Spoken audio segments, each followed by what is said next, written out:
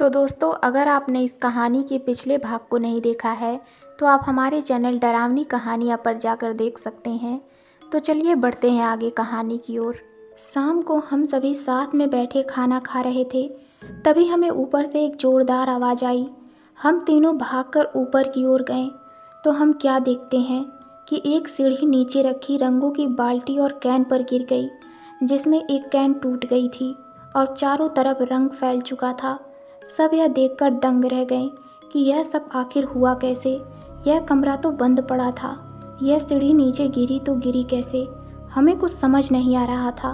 हमने सामान को ठीक किया और फिर नीचे आ गए। हमने अपना खाना खत्म किया और फिर सोने चले गए। हमने उस बात पर ज़्यादा ध्यान नहीं दिया। रात के 1 बजे मेरी आंखें खुलती हैं और मुझे ऊपर से ठक ठक की आवाज़ आती हुई सुनाई देती है। ऐसा लग रहा था जैसे कि कोई ऊपर किसी चीज़ को ठोक रहा हो। मुझे यह आवाज़ कुछ ठीक नहीं लग रही थी। मैंने अपना फ़ोन उठाया तो उसमें रात के 1 बज रहे थे। मैं ये देखकर हैरान था कि इस वक्त ऊपर कौन हो सकता है। मैंने अपनी बगल में देखा तो उस्ताद और रमेश गहरी नींद में सो रहे थे। तो फिर यह आवाज़ कहाँ से आ रही थी? मैंने सोचा कि शायद किसी चीज़ के टकराने की आवाज़ होगी जो अपने आप बंद हो जाएगी। कुछ देर मैं वैसे ही लेटा रहा, इस इंतज़ार में कि ये आवाज़ बंद हो जाएगी, लेकिन बार बार आती वह आवाज़ मुझे बेचैन किए जा रही थी। अब मुझे चैन नहीं मिल रहा था। अब तो मुझे जानना ही था कि आखिर वो आवाज़ आ कहाँ से रही है। मैं उठा और अपने फ़ोन की टॉर्च ऑन कर उस आवाज़ की ओर बढ़ने लगा। खाली पड़े उस बंगले में वो आवाज़ बहुत तेज़ गूंज रही थी। पूरा बंगला अंधेरे में डूबा हुआ था, शायद लाइट नहीं थी। मैं उस आवाज़ की ओर बढ़ने लगा। मैं सीढ़ियों से होते हुए ऊपर की मंजिल की ओर जा रहा था। मैं जब पहली मंजिल पर पहुंचा तो मुझे पता चला कि वो आवाज़ इससे भी ऊपर की मंजिल से आ रही है। रात का वक्त था और ऊपर से चारों तरफ फैला घनघोर अंधेरा और मैं अकेला। मैं सीढ़ियों से एक टॉर्च की लाइट की सहायता से आगे बढ़ रहा था। अब और ऊपर जाने में मुझे डर लग रहा था। न जाने ऊपर क्या होगा, यह सोच दिल बैठा जा रहा था। मैं अपने धीमे कदमों के साथ ऊपर चढ़ता जा रहा था। जैसे जैसे वह आवाज़ पास आ रही थी वैसे वैसे मेरी घबराहट बढ़ती जा रही थी। अगर साथ में रमेश को ले आता तो शायद इतना डर नहीं लगता। अब तो मुझे अपने यहाँ आने के फैसले पर भी गुस्सा आ रहा था कि मैं यहाँ अकेले आया ही क्यों। मैं धीरे धीरे ऊपर चढ़ रहा था। मेरे दिल की धड़कन तेज हो रही थी। मैं जब ऊपर पहुँचा तो मैं क्या देखता हूँ कि वो आवाज़ उसी कमरे से आ रही थी जिस कमरे में पहले वो सीढ़ी गिरी थी। यह सोच मैं और ज़्यादा घबरा गया कि भला इसके अंदर आखिर कौन हो सकता है। यहाँ कोई भूत प्रेत तो नहीं जैसा कि वो गांव वाले कह रहे थे। ये ख्याल मेरे मन में आते ही मेरे पूरे शरीर में सिहरन सी दौड़ गई। अब क्या होगा, मैं क्या करूँगा, मुझे कुछ भी समझ नहीं आ रहा था। मैं उस दरवाजे के सामने खड़ा था पर उसे खोलने की हिम्मत नहीं हो रही थी। डर के मारे कांपता मैं पसीने से लथपथ उस कमरे के दरवाजे के सामने खड़ा उसे घूरे जा रहा था। वो आवाज़ अभी भी उस कमरे से आ रही थी। मैंने गहरी सांस ली और हिम्मत कर उस दरवाजे की ओर हाथ बढ़ाया। मैंने सोचा ज़्यादा से ज़्यादा क्या होगा, जो होगा देखा जाएगा। यही सोच मैंने झट से उस कमरे का दरवाज़ा खोल दिया।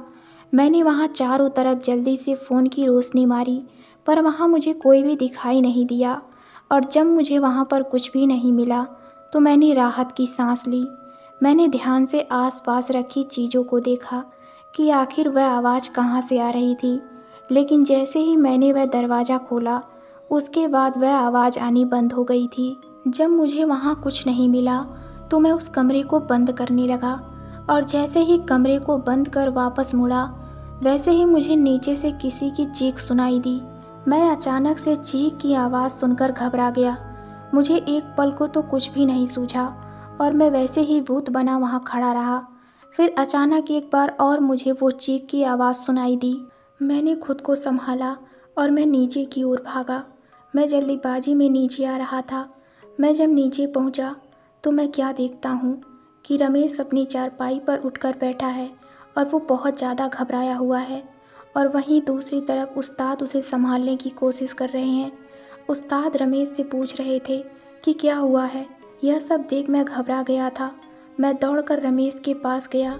रमेश एकटक खिड़की के बाहर देख रहा था। उसकी आंखें पलके तक नहीं झपक रही थी। वह गहरी और लंबी सांसें ले रहा था। रमेश पसीने से पूरा भीग चुका था। उसे ऐसी हालत में देखकर मेरा दिल बहुत ज़्यादा घबरा गया। उसे ऐसा देख उस्ताद भी बहुत ज़्यादा डर चुके थे। न जाने रमेश को अचानक से क्या हो गया है, वो ऐसी हालत में क्यों है। मैं और उस्ताद उसे बार बार पूछ रहे थे कि क्या हुआ है, सब ठीक तो है, कुछ बोल, क्या हुआ है। लेकिन रमेश इस हालत में नहीं था कि वो कुछ बोल सके। मैं भागकर गया और उसके लिए पानी लेकर आया। उस्ताद ने उसे पानी पीने को कहा। कुछ देर वो उस्ताद की ओर देखता रहा, फिर झट से गिलास पकड़ एक सांस में पानी पी गया। पानी पीने के बाद उसकी हालत में कुछ सुधार आने लगा। उसका मन कुछ शांत होने लगा। फिर जब वो कुछ शांत हुआ तो उस्ताद ने उससे पूछा, क्या हो गया था तुझे, तू इतना घबरा क्यों गया था। कुछ देर यहाँ वहाँ देखने के बाद रमेश बोला, वो मैंने एक शख्स को देखा, वो बहुत ही डरावना था। उसके चेहरे से आंखें गायब थी और वो मेरी ही ओर देख रहा था। यह सुन हमारे तो होश उड़ गए। रमेश क्या बोल रहा था, हमें अपने कानों पर विश्वास नहीं हुआ। उस्ताद ने फिर से पूछा, ये क्या कह रहा है तू, कहाँ देखा। उस्ताद के पूछने पर रमेश ने खिड़की की ओर हाथ किया। उस्ताद भागकर उस खिड़की के पास गए और ध्यान से बाहर देखने लगे। उन्होंने मुझसे जाकर देखने को कहा। मैंने चारों तरफ अच्छे से देख लिया पर मुझे वहाँ कोई नहीं मिला। मैंने वापस आकर उस्ताद से कहा, कोई नहीं है वहाँ, इसे कोई वहम हुआ होगा, वैसे भी लाइट नहीं है। मेरी बात सुन उस्ताद उसे समझाने लगे। रमेश, मुझे लगता है तुम्हें कोई भ्रम हुआ होगा, क्योंकि ये जगह तुम्हारे और हमारे लिए नई है। ऐसे में वहम होना स्वाभाविक है, या फिर तुमने कोई बुरा सपना देखा होगा। उस्ताद की बात सुन रमेश बोला, नहीं, वो कोई सपना नहीं था और ना ही मुझे कोई वहम हुआ है। मैं पूरे होश में था। उसका वो चेहरा अच्छी तरह से याद है मुझे। उसका वो डरावना चेहरा और आंखों के गड्ढों से टपकता खून इतना भयानक था कि मैं उसे एक पल से ज़्यादा देख नहीं पाया। और आप कह रहे हैं कि बस वो एक सपना था। वह कोई सपना नहीं था, वो सच में वहाँ उस खिड़की के पास खड़ा था। रमेश इतना कहकर चुप हो जाता है। उसकी बातों से हम कुछ भी समझ नहीं पा रहे थे कि आखिर इसने क्या देखा और क्या हुआ। वह इस वक्त काफ़ी डरा हुआ भी था। फिर उस्ताद ने उसे समझाते हुए कहा कि हो सकता है कि तुमने कोई सपना देखा हो और सपने में ही तुम्हारी आँख खुल गई हो, तुम्हें भ्रम हो गया हो और वह सपना ही हो जिसे तुम सच मान बैठे हो। और भला यहाँ ऐसा इंसान कहाँ से आया जिसकी आंखें निकली हों, और वो तुझे ही क्यों दिखा। हमें तो कहीं नहीं दिखा, हमने भी तो उसे चारों तरफ देख लिया। तुम कह रहे हो कि उसकी आंखें नहीं थी, तो वह बिना आंखों के यहाँ आया कैसे। तुम अब सो जाओ, यहाँ कोई नहीं है। उस्ताद का इतना समझाने के बाद वो उसे सपना मान सो गया।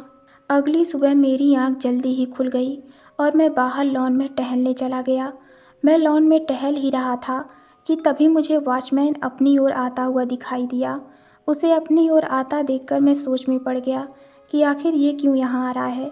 वो मेरे पास आया और मुझसे बोला, आप इतनी जल्दी उठ गए। मैंने कहा, हाँ, लेकिन आप ये क्यों पूछ रहे हैं।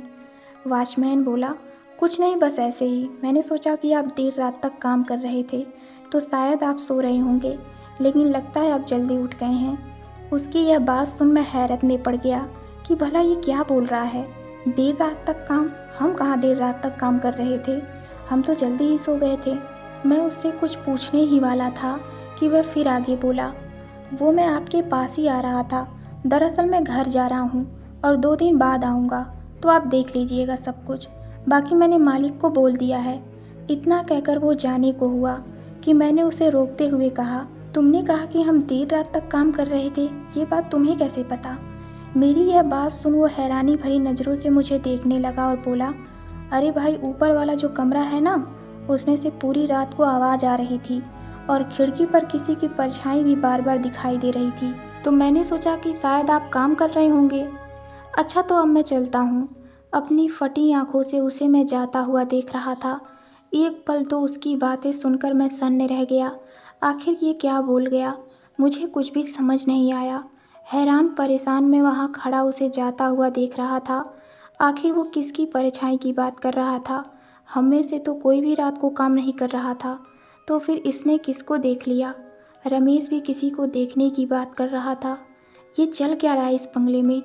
फिर मुझे ध्यान आया कि कहीं मैं रात को ऊपर उस कमरे में उस आवाज़ का पीछा करता हुआ गया था, कहीं उसी वक्त इसने मुझे ही तो नहीं देख लिया।